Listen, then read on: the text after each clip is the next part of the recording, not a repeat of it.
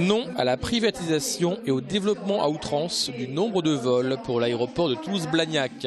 Le mouvement de contestation semble grossir, ainsi que les inquiétudes sur l'augmentation du trafic désirée par le consortium Symbiose, le groupe privé qui rachèterait 49,9% des parts de l'État. Le candidat retenu, donc le consortium, lui, il dit on veut passer de 7,5 millions, donc actuels, à 21 millions, c'est-à-dire tripler le nombre de passagers. Si on triple le nombre de passagers, on triple le nombre de vols. Techniquement parlant, on peut monter sur la plateforme de Toulouse-Blagnac. On peut aller sans difficulté jusqu'à 200 000 mouvements.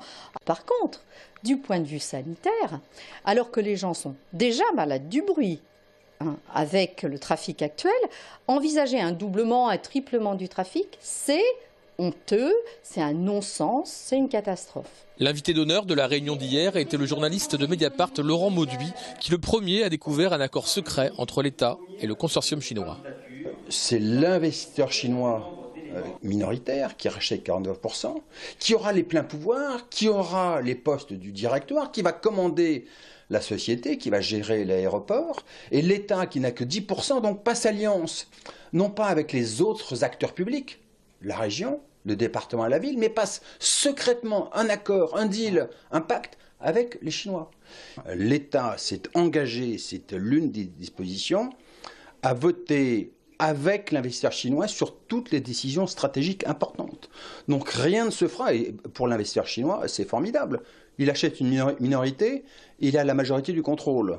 Donc cette majorité, rien ne la défera. Au-delà de cette entente, le journaliste s'étonne du choix fait par l'État quant à la probité et l'intégrité du consortium privé.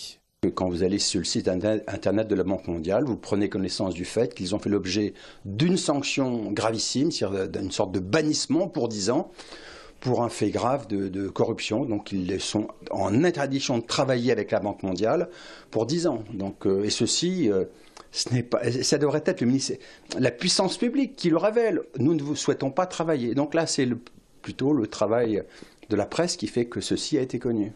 Samedi à 15h, place du Capitole, les anti-privatisations défileront, une première depuis que ce mouvement est né.